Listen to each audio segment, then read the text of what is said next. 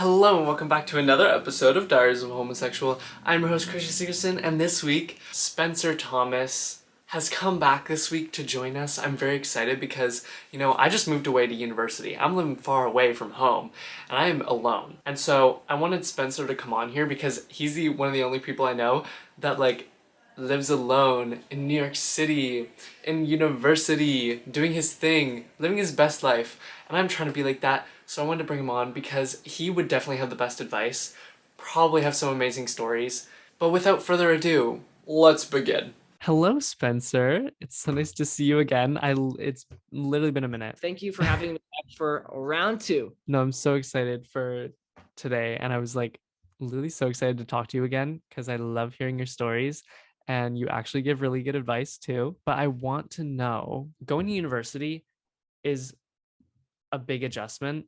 And I know I just, moved to university. I'm thousands of miles away from home and I was very lonely for the first 4 days. I came with my one friend. I'm so glad I came with her because otherwise I would have been so lonely. And I feel like to a degree, I still kind of was, because back at home, I'm used to having so many, I don't want to be oh, I have so many friends, but I had more than one, and I had my family and everything. I kind of had to learn to do things on my own because I'm really bad at that. And I will text Brooke every second I get and be like, will you go get breakfast with me? Will you go to Walmart with me? And so I want to know, how do you not feel lonely when you're alone? Okay. That's a fun little statement there. You got the how to not feel lonely when you're alone. Yeah. Here's how I look at it. I think that when you're in college, it's inevitable that you're going to be alone at some points in time.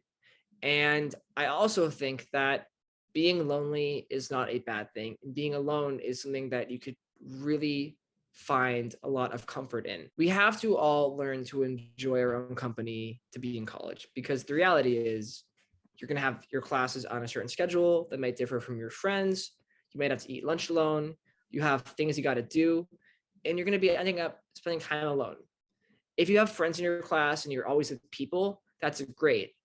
And that's something that is kind of rare, I think, because a lot of friends I have, we all have completely different schedules. You have to be okay with being alone because it's going to be part of the process. Not even the fact that it's just that you're alone, but you have to enjoy your own company because since you are alone so much in college, you have to enjoy your own company, be happy with who you are, and that will give you a greater appreciation for hanging out with other people. I know for me, I've really taken up my hobbies in my free time. By hobbies, that includes eating, snacks, going to the movies, and napping. But I've been in a real movie kick recently. I've seen Yeah. 4 movies in the past 2 days. So when I have free time and I'm alone and my friends are busy, I just do the things that I'll enjoy. And I really like it because it gives me a peace of mind and I feel comfortable with myself. And it's kind of just a step back from all the craziness and chaos that is college. Because Yeah. college can be loud. So it gives you a chance to just kind of rein and focus. To compensate for alone time, do Yeah. things that bring you joy during said alone time. For me, seeing movies and eating candy in a dark theater alone has really been comforting. That's one of my favorite hobbies too. Yeah, so we're in agreement on that. I don't like a good movie date though. A movie date is only good if it's Never not, go on a date at the movies. unless it's okay. First date, first date. That's fair. I'll agree with you on that. Movie date is okay, but do not go on a first date to a movie theater. You Well, can't talk to them. It's awkward because they're just chewing silently or trying to, and then you can just hear them crunching. It's awful. Well, I wasn't gonna say that was my reasoning. I just had a really bad movie date when I was 17, so it's traumatized me since. So, did I talk about it with you? Was that who I talked about it with? The I'm trying cats to date? remember. Maybe you should refresh my Yeah, mind. basically, this story I've told a million times. I feel like it's old, but I had it Okay. was one of my first dates with a guy ever, and he took me to see the movie Cats.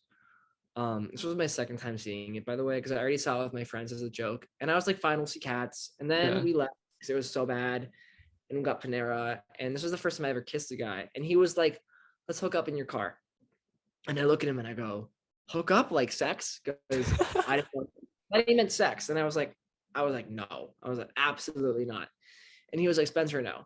And at this point, I already wolfed down like an entire bowl of tomato soup and like one of those bread bowls of mac and cheese from Panera. Like I Yeah. was, so we go to my car and I put on Conan Gray's Maniac, just the song on repeat. It didn't playlist or anything. It was just on repeat.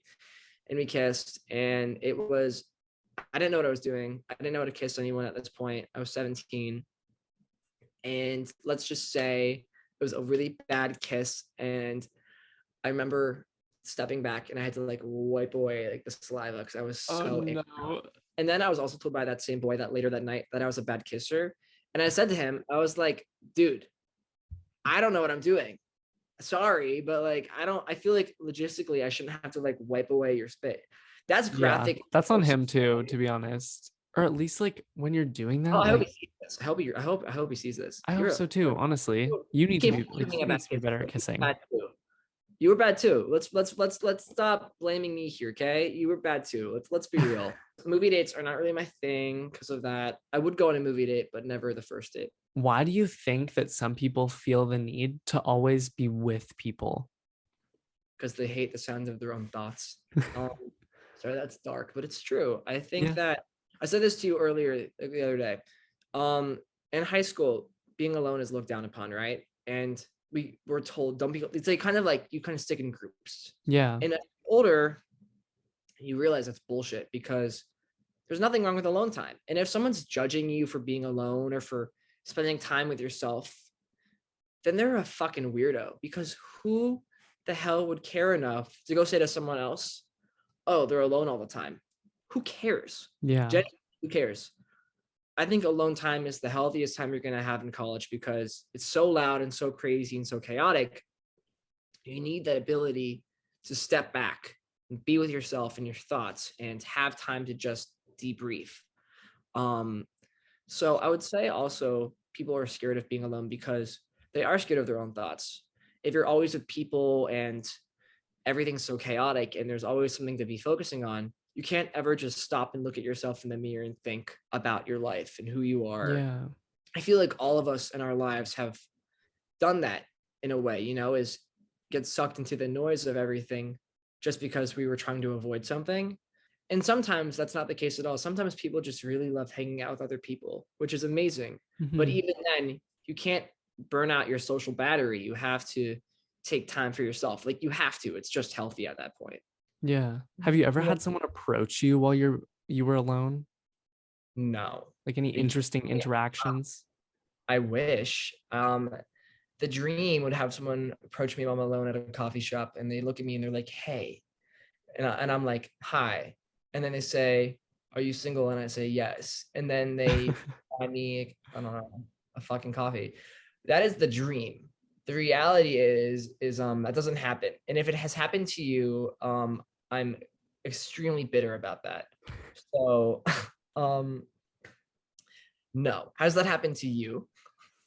Honestly, I feel like I'm kind of codependent in a way where I am still learning to do things alone and I have a very hard time of doing things alone because I always feel like I need someone to be there and I don't want people to judge me even though they're like literally no one would be judging me and I don't judge people who I see that are eating alone. I'm not like, oh, like what a loser. Like I honestly sometimes I'm like, oh, like why are they alone? Like It's there is mysterious. that That's an mis- element of allure to your personality. I think it's not a bad thing to be alone. I've been advocating this for weeks, months, years, whatever.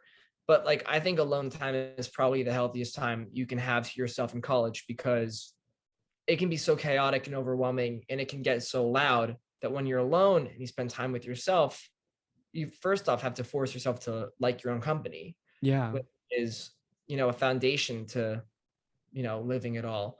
And second, you have to not only enjoy your own company, but it makes you appreciate having the people around you when you do have them. And then you also appreciate the quietness of when you do have time to yourself to think and reflect.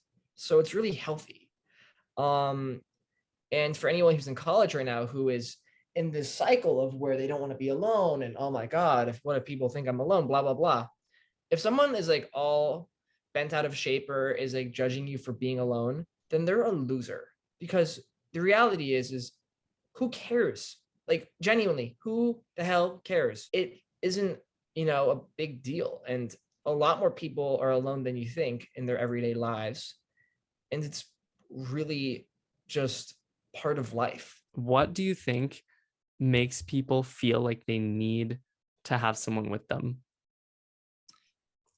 I mean, I think it's the fear of judgment Yeah. of, and I think it goes back to high school. This is something I thought about the other day. In high school, being alone is looked at really poorly. And I saw a TikTok the other day of some girl who was like, that trend where it's like, don't be shy, you should at me, where it's like someone's like, Yeah. you know, Yeah. it was a girl and it was like some video on Snapchat of someone that filmed of her alone in the library. And they were like, ooh, loser, she's alone. And then the girl was like, don't be shy, you should at me. And it's this repetitive, regurgitated bullshit from high school where people judge others that are alone and kind of you ride in packs with other people. It stems from like years of all this nonsense of people telling you that being alone is bad. You should have all these friends. You should have this posse and you should have people around you. And as you get older, you realize it's all a facade. You kind of have to like distinguish that you're no longer in high school. The problems of high school don't apply to college. Some do. There's Yeah. a lot of stuff that happens in college that is very high school oriented. And you're kind of like, this is so high school. But when it comes to being alone, this is just the one of those things where it's like completely normal. And if anyone's judging you for it, they're weird and they're a weirdo. And so they're a weirdo. Like, why? Who cares? And finally, not healthy to constantly be with people all the time. You have to realize that if you're with someone all the time, constantly, like, when are you gonna have time for yourself? One, and two, when will you have time just to think and breathe and fully let your guard down? I find when you're around someone for so long, you almost like become each other and pick up traits of each other. And that's not always a good thing, especially if they're not necessarily someone that you look up to or would want to be. Like you truly are a bunch of impressions of other people. And I feel like there are things about myself that I realize I've picked up from other people, or I'm like, oh, I really like that about that person. And then I've kind of adopted it into my own personality. And I think it's like interesting to do that, but also you want to make sure that you're hanging around the right people. And if you're not, like, you don't want to become them. You know what I mean? That's a good point. That's a greater question of make sure you not question, but make sure you hang out with people that you like and look up to. And if you're with Yeah. a pack of people that you don't want to emulate and don't want to be like, then your priorities are not in the right place. Because no matter what it is, it's like if you're with someone for long enough, as you said, you kind of do morph a little bit. You like pick up mannerisms and stuff and vice versa, and have inside jokes and all this stuff.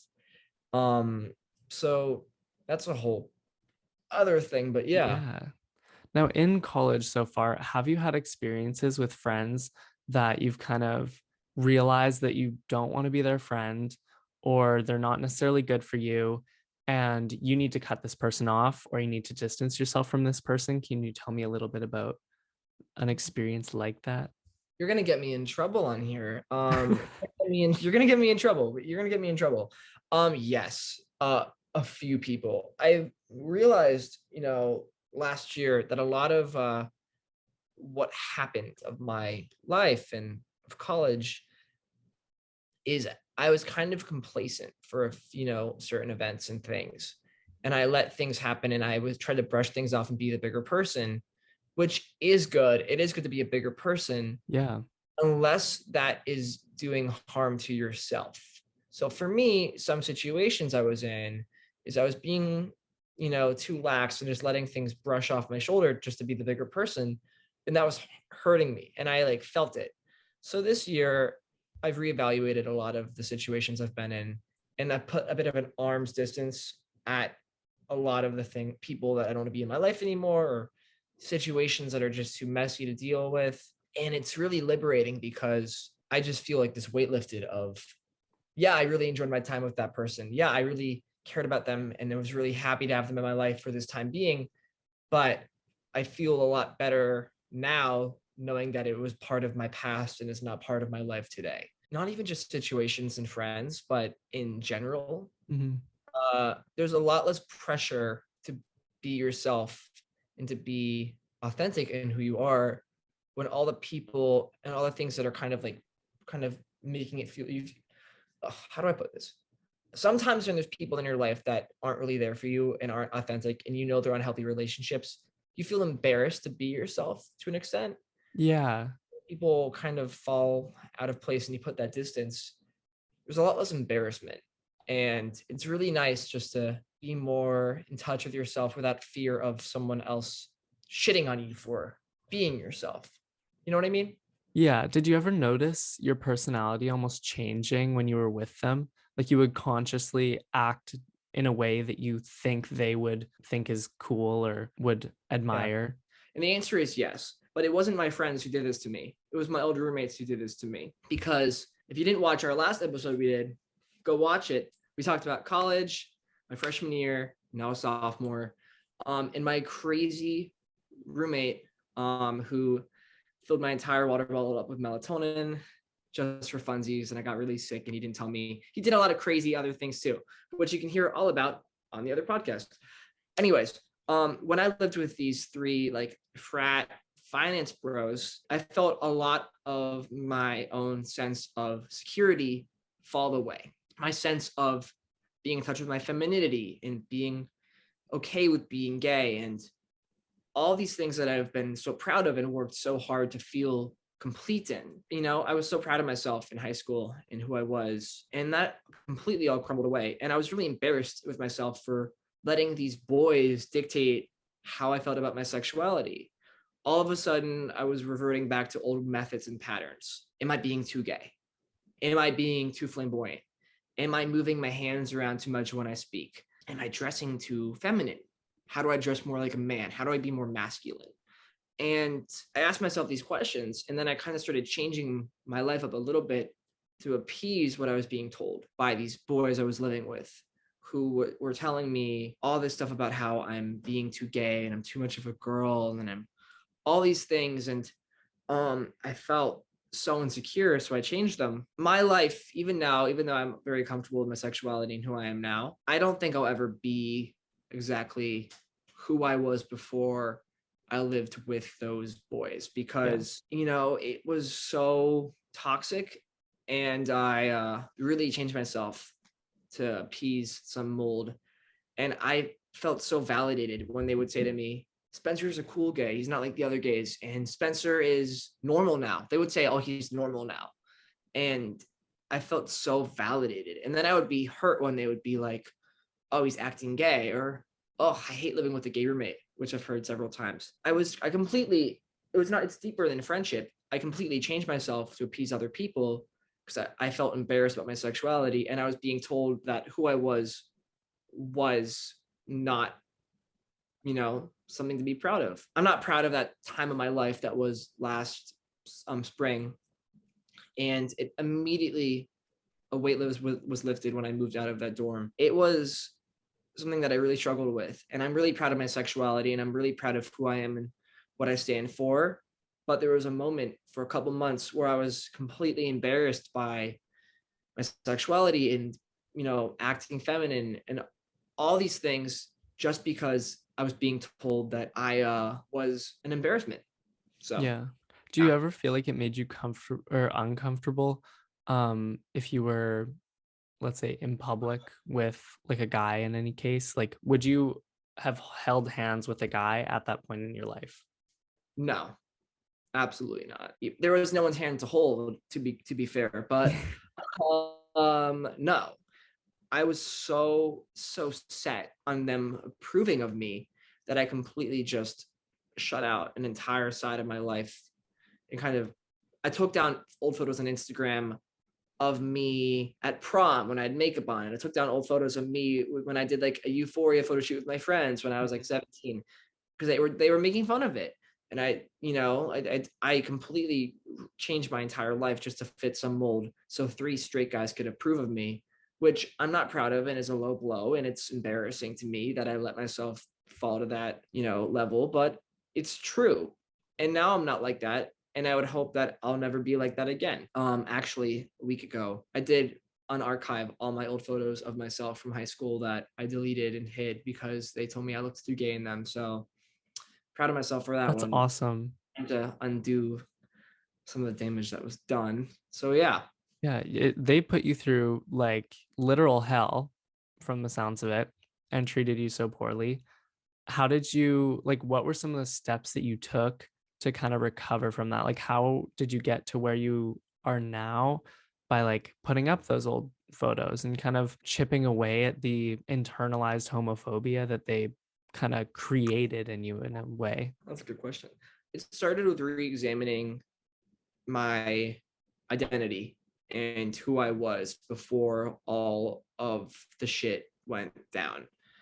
By shit, I mean living with these boys that tormented me for months on end for being gay. The first thing I kind of went through was like a deep dive of all these old videos of myself when I was like 17, 16, back when I was in Catholic school, which was a really messy situation being gay at a Catholic school. Don't recommend. Um, not that anyone has a choice if they're in that situation, but don't recommend, not a good time. And I remember how defiant I was to fight any sort of pushback from the school towards my sexuality, because there was a lot of stuff that happened in Catholic school that I don't talk about often. But I really fought hard just so kids could feel accepted. And I remember how defiant I was. And I was upset because I knew that the 17-year-old me, 16-year-old me would be so mad at 19-year-old me for getting trampled on Yeah. just for the approval of some mediocre boys, plural. So I re-examined a lot of my life from before college and re-examined what I stood for and all the things I would say online on TikTok. And I went through a lot of my writing stuff because I'm a writer. Technically, that's my career, I'd say. And I started writing again and getting in touch with my own personal voice. And it took a couple months to really unpack a lot of what happened and how I can move forward. And that's when we met. And then we had our podcast for the first time back in July. Wasn't it July? Yes, It was July, which I was think so. awesome. That was really fun. And that's why I was like, we got to do round two. By July, I was really in a lot better of a place. And now it's going to be October in a couple of days. And by the time you're watching this, it will be October. And my life is a lot more solid and I feel a lot better with who I am. So it just took a lot of revisiting the past and figuring out who the fuck I was and Yeah. how I wanted to be. And figuring out who you are is something that you're going to have to do over a lifetime because you also change. I feel like every year. I look back at even grade 11 Krisjay or like grade 12 Krisjay, and I'm like, that is embarrassing. Snapchat memories needs to be erased Oh, because I know. It's horrendous. Snapchat like captures every single memory I want to forget of my childhood. And I'm constantly reminded of my entire childhood because of this stupid app. What was your middle school nickname? Did you have one? People now like will call me KJ, You didn't have like a mean nickname people called you? Tsunami Hair, Gay J, Wait, Chris Gage. Gay. Gage is really good. Who came up with that? Gage is really good. At my, this is funny you say that. At my freshman year dance, not my freshman year, but the introduction to freshman year. You know how there's like a transition dance in 8th grade and like everyone goes, and then it's Yeah. like a soon to be freshman. Because for me, they combined two schools. So there's my town and then the other town, and they combined. And I thought, perfect. I'm gonna have so many new friends. It's gonna be awesome. And we're a new friend group, new vibe, new town. No, all the friend groups that were awful just merged and became bigger cells. Oh And no. I still had no friends. But at the transition dance, I was determined to look cool. And so I would have friends. And I showed up in my parka, my black Yeezys back when I had Yeezys. I had a bit of like a shoe buff phase. And I also wore dark denim jeans, like navy jeans, black shoes, which I learned recently that's a bad combo. Never navy and black. Apparently, my friends told me that. Really? Pro Yeah, it's tip. the thing. Pro tip: don't wear navy and black. I'm no fashion pro, but I was told that, and I kind of just stick to it. They just and then at the dance, they're like, "Do you want to take your jacket off?" And I was like, "No," because I didn't want to show skin. I was embarrassed, so I wore my thick parka the entire night, and I had my Yeezys on and the jeans, and I was made fun of relentlessly. They were just And jealous of your drip. everyone, exactly, everyone thought I was selling drugs because I looked like a drug dealer, is what I was told. Because they said that people thought I had drug stuffed in my jacket because it was like I had this thick jacket. And like someone came up to me and they were like, "Are you selling drugs?" And I was like 14 and eighth grade, and I was just wanting to make friends. And I was like, Aw. I was heartbroken. The dance was a bust too because they actually like the fucking DJ booth broke, so they turned on all the lights and we had to sit against the wall, which was really awkward. But I did meet my best friend at that dance who didn't care that I looked like a loser, and we are still best friends today. The So, sign of a real friend. oh my god, she saw the Yeezys, the navy jeans, like boot cut, and and then she saw the parka and an 80-degree dance floor, and she wanted to be my friend. So that's a That's nice story, I guess. awesome. It's kind of crazy Love how life. you have to like figure out all these things on your own now. Like that's a big thing about university for me. If I need something or I need to do something, I can't just be like, "Mom, can you help me? Like I don't know how to do this." And like she'll Wow. do it for me. Like that. Speak for yourself. Speak for yourself. I call my mom every hour. I have my mom on speed dial. I'm like, Cynthia, I'm like, hey, I'm like, listen, here's the situation. My mom knows every single one of my problems. She knows my ins and outs of my life. And my mom also knows like literally everything about my friends because I tell her everything. Yeah. My also, I have a theory. I have a working theory. Okay. Working theory is this: mothers have this weird intuition where they know if your friend is toxic before you do. Like I've had Right? friends, yeah, it's really crazy. So I've had friends, that I've known for years, and my mom's always been like, they're bad, they're bad people, and I'm always like, no, they're not, they're great. And then they turn out to be like really bad people, and something happens, and my mom's like, told you so. Yeah. And Cynthia is iconic. Cynthia won't say it outright, like I told you so, but she's kind of like, I've been saying this for years, It Yeah. happened. It happened literally last year. I had a friend who I was obsessed with. I had a friend who I was really, really close with. And she like did some really bad, nasty shit. And my mom was like, called it. And I was like, you technically have been saying this friend was, not the nicest for years. And I just didn't see it. Yeah. So I don't know. My mom, she has some weird intuition. I think moms kind of just know what's up. It's But a anyways, mother's intuition. even though if you're on your own, even though you're an adult, I call my mom constantly, constantly.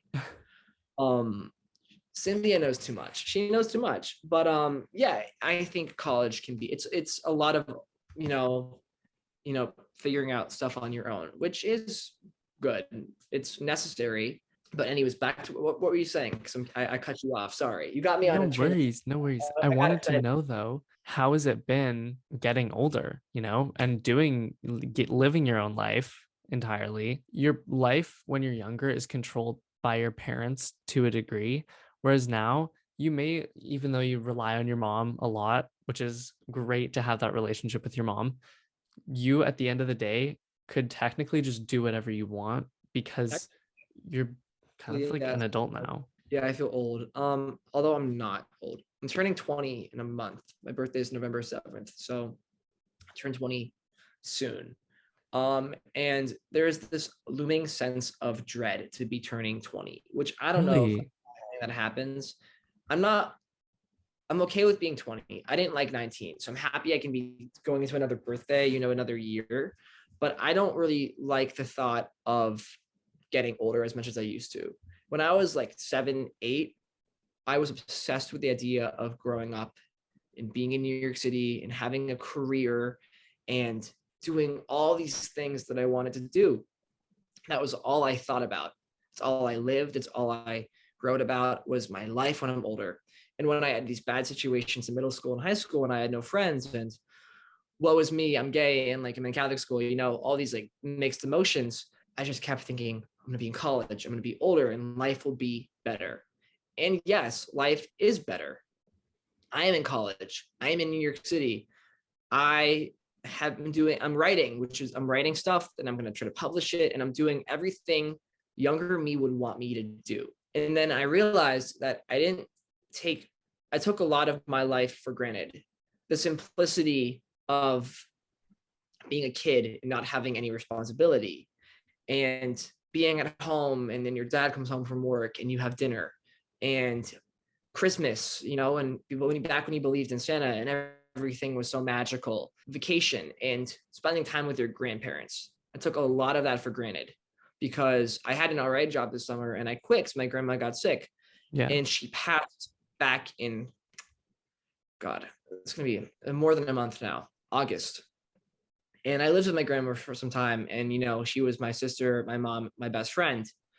I was very close with her. And it's really weird because I never thought this day would come. So, especially with her no longer being in my life, I'm dreading this loss of my childhood. And I also lost my dog back in March, my dog Boris, who was like my rock, you know? Mhm. You get older and things change. You lose people you love, you lose animals you love. You know, I don't have my childhood house anymore. I can't go back to my childhood house where I grew up for 18 years, like stuff like that. Like I took that for granted. I wish I appreciated where I grew up more and my family and the life I had, because if I knew that it was never going to be so simple again, then I probably would have not wanted to grow up so fast. I'm turning 20 in a month. That got really heavy for a minute, but I'm turning 20 in a month. And that's all I think about is I'm so appreciative for the childhood I had, you know, with my family and with the people that really helped raise me. And I wish I didn't take it for granted. And there's this loss of, it's this heaviness of now that I'm getting older. So is everyone else around me. And what next? That's what I keep thinking. Yeah, I mean, it's a big adjustment, and I definitely relate to that. You know, we just actually sold my childhood home like a few months ago that I had lived in my entire life. And it was really different, especially when I went back to it and the grass has not been cut. It looks horrendous. Like it actually looks like a jungle. And like they're, That would fuck me up. That would really get in my head.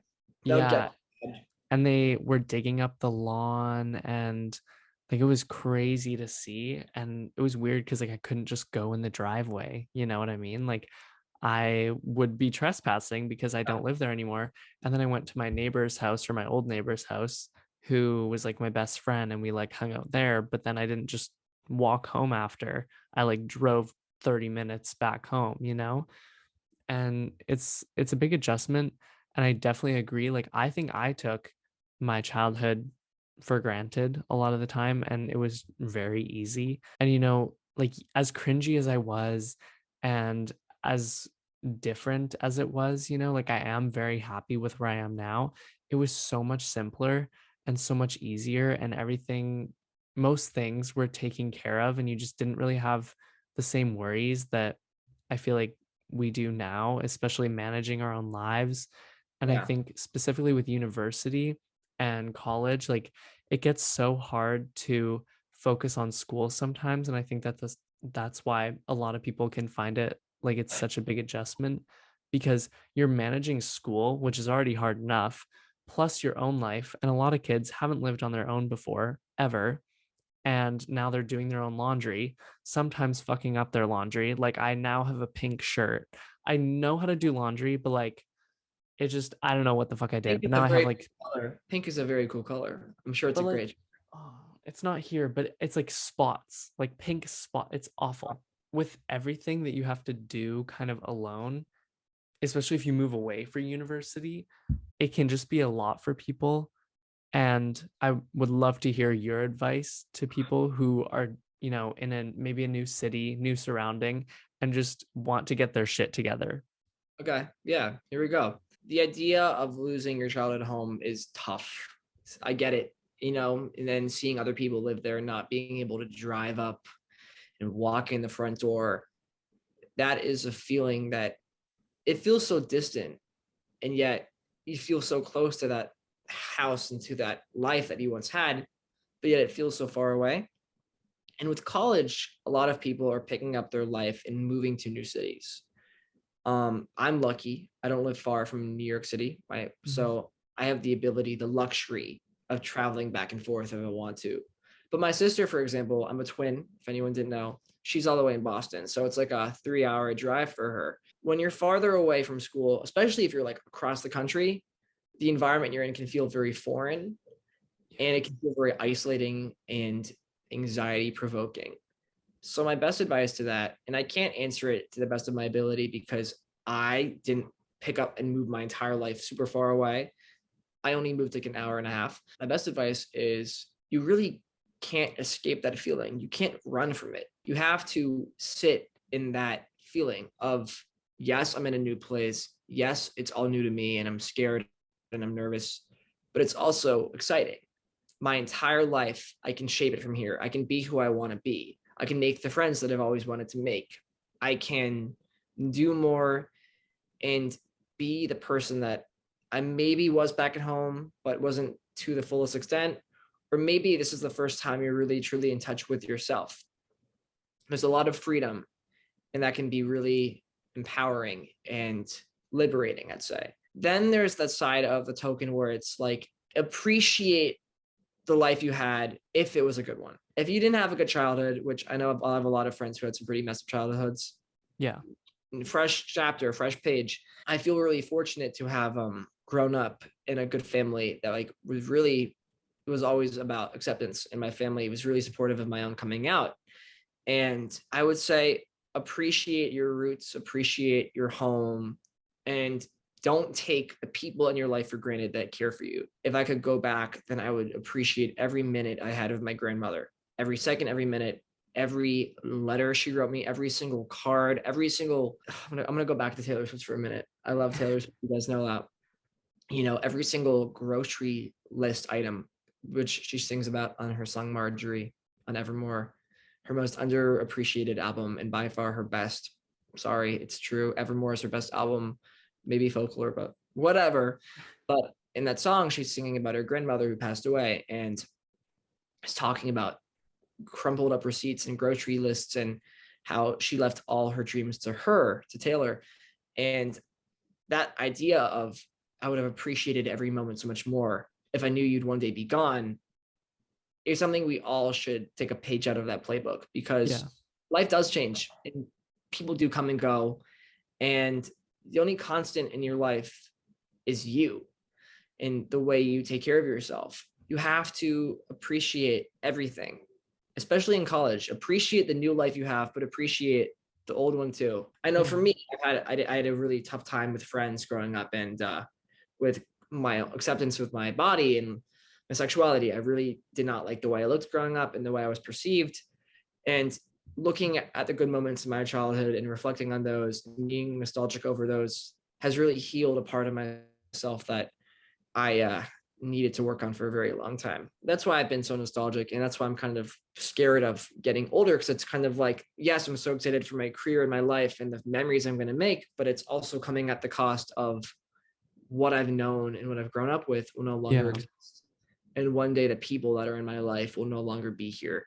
And that feeling is a really tough feeling to sit with. Yeah. Not to be too heavy, but that's just how I feel. Like obviously you're still dealing with the fact that, Yeah. we're getting older and things are changing. You're still kind of like accepting the fact, which, is difficult. But is there anything you've learned so far in that kind of journey that you think could be beneficial for someone else going through the same thing?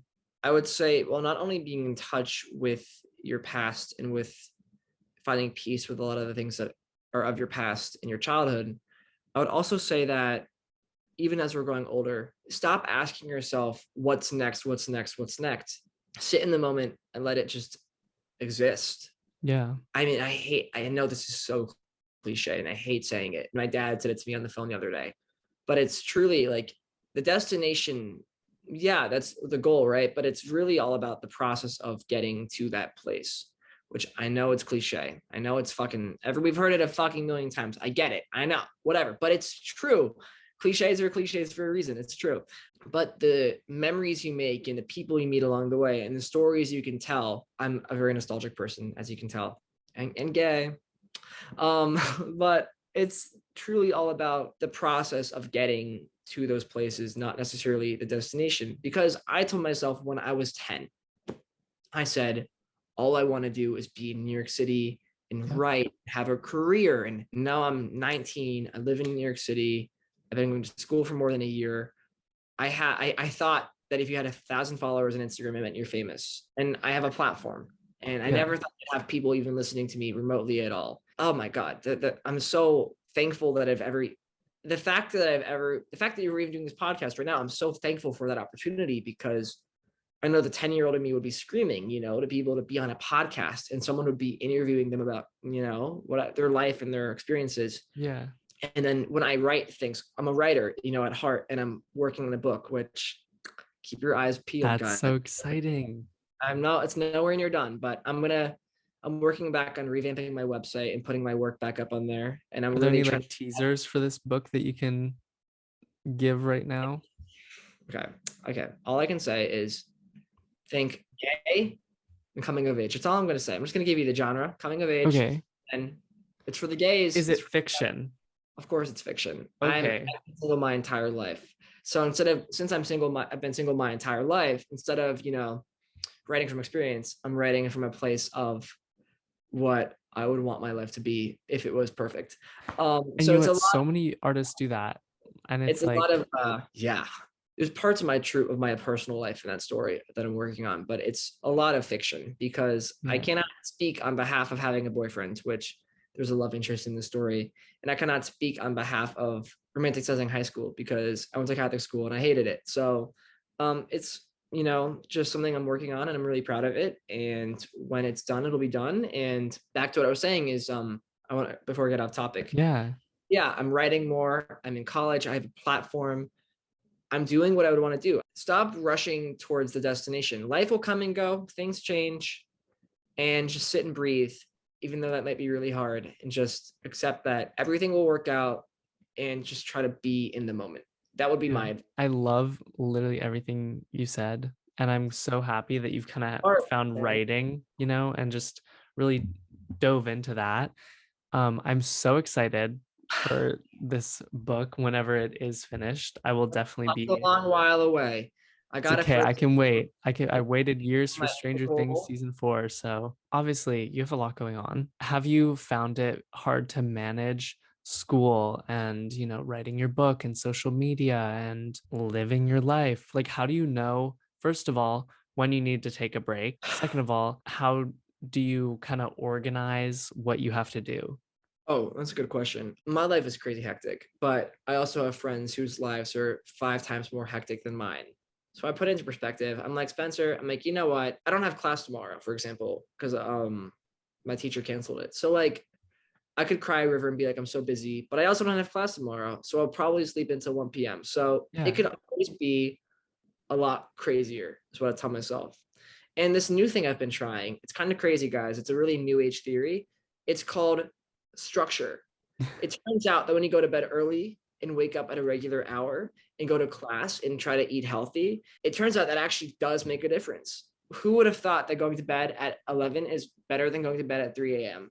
Couldn't be me. And it's been a real game changer. It works. It works for a reason. There's a reason everyone tells you to, keep an agenda. I think it's just hard to actually do it, but if you actually do it, it's really beneficial. You just have to like keep up with it. I put all my assignments into an app, and so I just literally have it for the rest of the year. It's incredible. Jealous. I'm not that productive. I saw something somewhere that said it's only embarrassment if you claim it, which I Ooh, I like love. heard that before. It is only embarrassment if you claim it. Yeah. And some are truly embarrassing. They are. It's truly embarrassing. Throwing up on the skydiving instructor midair was embarrassing. I thought I told you this.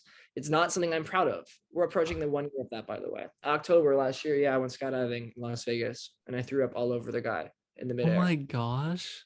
We were spinning like this, though, to be fair, and I didn't understand the intensity of the vertigo, and Yeah. I threw up everywhere. It wasn't a good day. It Was wasn't he a good like day. nice about it? No, he like yelled at me. It was bad. Oh. I know. I cried. I was crying because I was happy to be on the ground, but I was also like throw up was all over the suit. And he took me back to his house to wash it. It was a weird day. Oh But my anyways, gosh. some things are just embarrassing. And you know what? You just gotta laugh it off. I'll Yeah. laugh it off. My fault. Exactly. It's like it's not always funny in the moment, but if you look back on it like in a day or two, it'll be okay. We just gotta stop being so hard on ourselves, which is that's coming from me, which says a lot because I'm very hard on myself. Like I'm like a pro at that.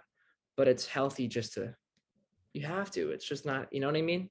Yeah, I need to work on that, honestly, just not being as embarrassed and like caring less about what people think. I Yeah. think overall, I'm a very confident person, but I still do care what people think to a degree about certain I can't things. help it. I mean, especially since you're like posting on TikTok and people are seeing your face and you have a Yeah. podcast.